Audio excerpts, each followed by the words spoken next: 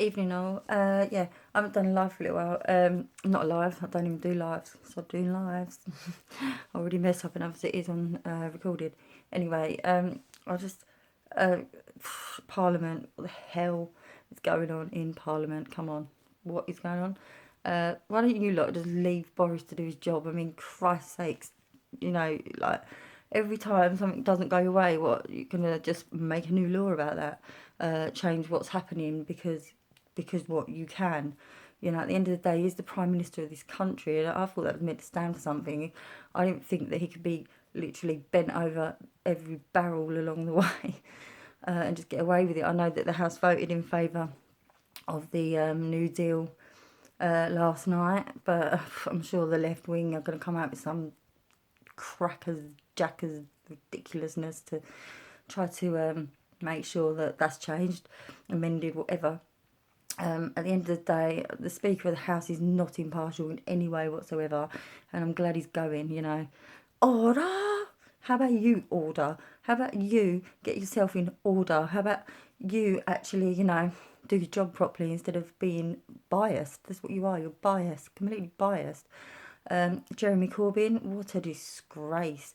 I mean, God, if it's not bad enough, your connections and long-term connections with the IRA, Mr. Corbyn, but the fact that you are trying to block our Prime Minister in every which way to actually hold up the democratic vote of the people in 2016, it's nearly the end of 2019 now, Mr. Corbyn.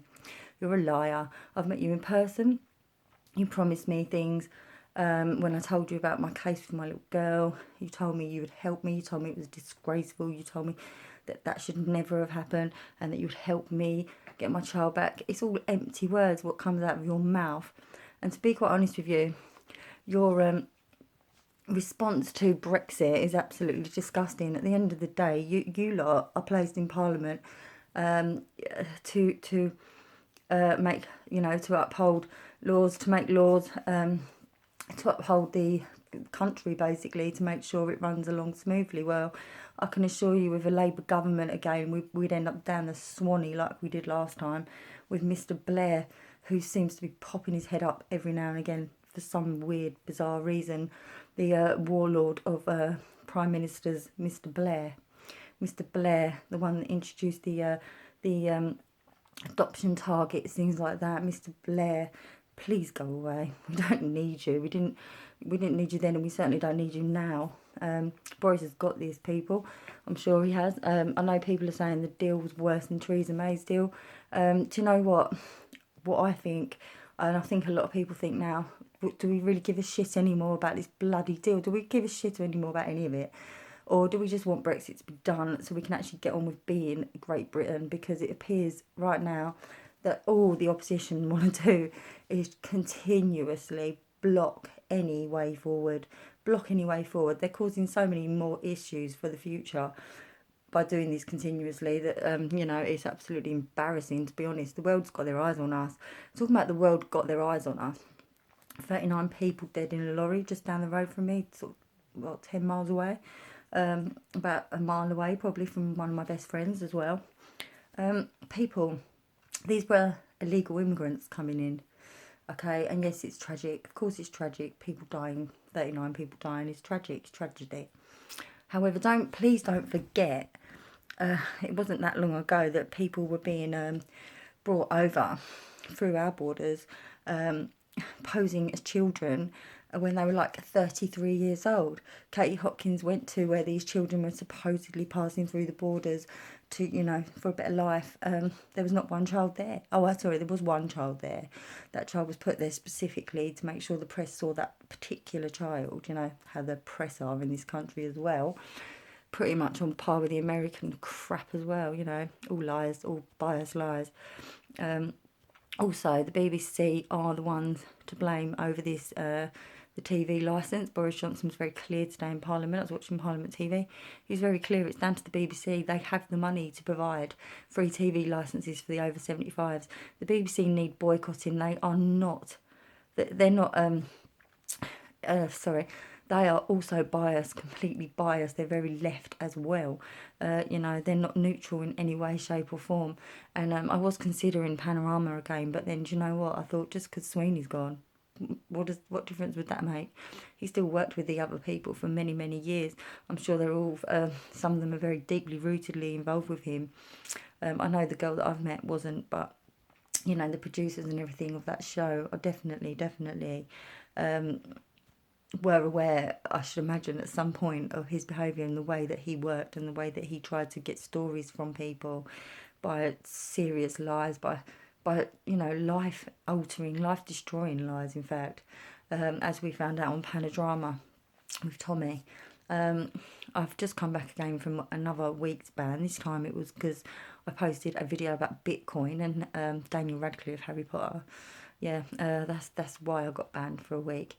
I was then told I violated five community standards 5 more times or something with different posts.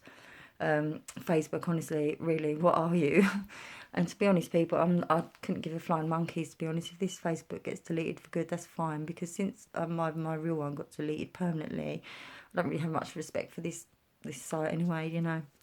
It's full of people, it's full of snowflakes, it's full of people being able to say things against people that are telling the truth. It's completely and utterly one-sided.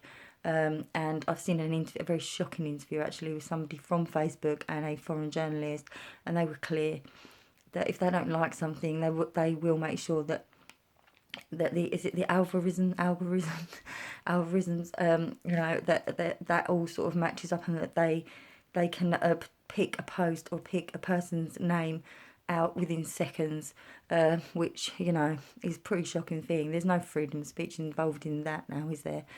Anyway, yeah, so, I mean, you can all think what you like about what I've just said about the 39 people, but at the end of the day, potentially these could have been terrorists coming into our country to destroy our country. Can we just think about that? Very sad. It's very sad indeed that 39 people have lost their lives, I've got to be honest. However, on the other side of that, that's 39 illegal immigrants coming into this country, and that's exactly what we want to stop. We don't want the illegal immigrants coming into this country.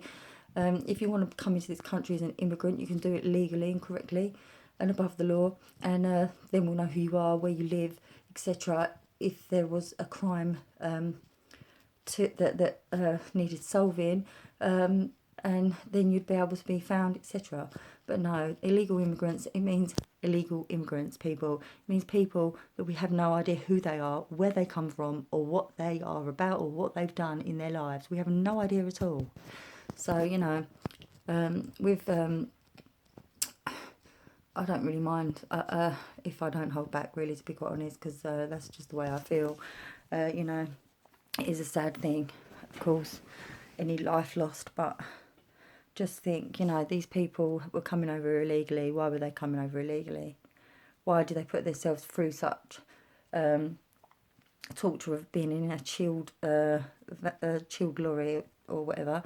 You know, is it really that bad where they came from? I've heard they come from Bulgaria. I've heard Bulgaria is an up-and-coming country. I don't know what's going on in Bulgaria. I've also heard the drivers from Northern Ireland, which is interesting considering the Brexit scenario at this point.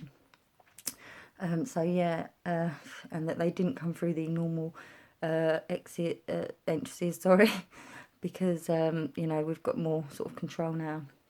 They come through, oh my goodness, I forgot, somewhere in Wales.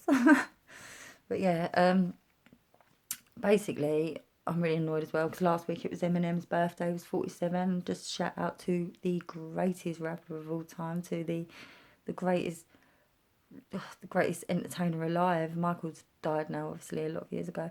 Eminem is a lyrical genius. He's immense, and I owe so much to him. Honestly, I don't know how I'd be even holding my head up anymore if it hadn't been for that man. And that might sound ridiculous to some, but actually his music's got me through so much in the last 20 years. And I can only say thank you to the man, Marshall Mathers.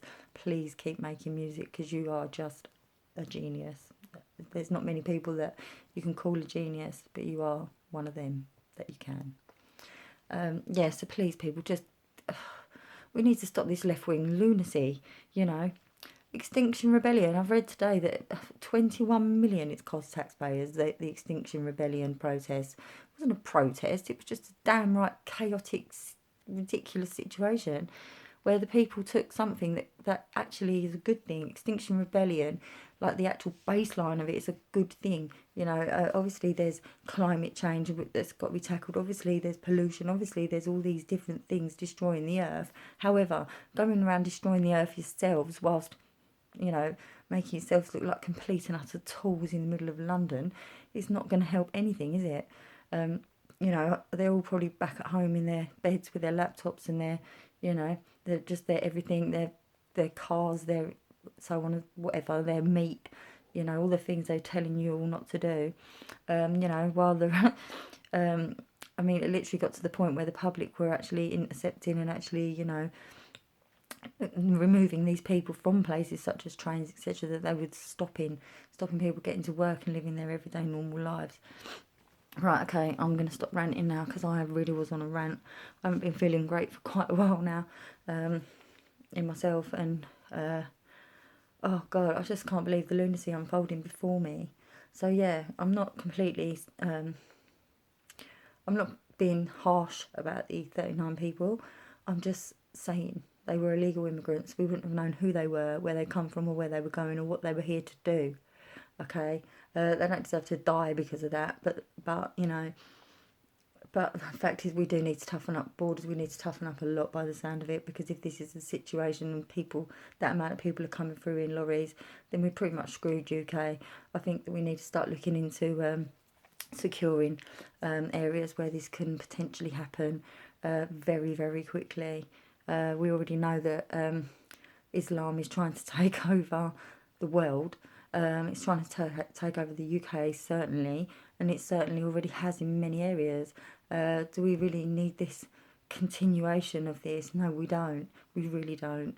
So please think about that for a minute, you know, as well as, you know, obviously for the lives that were lost. But think about the what could potentially have happened had these people come in. How many other people are getting in? You know, and this isn't happening to. It's all, you know, it's all questionable, isn't it? Really, I think. Or perhaps I'm just a bitch. Who knows? Probably just a bitch. But yeah, I just want to protect our country. I want to protect our people. I want to protect our children. You know, and certainly when 39 people come in a chilled, refrigerated lorry, it makes you wonder how good our security really is, and why these people are so eager to enter this country. I know we've got our benefits, our NHS, etc., which is obviously a huge factor to these people. But, you know, do it the right way. Do it the right way. And then maybe, just maybe, you'll get here alive. Okay, sorry for the harshness, people. Bye.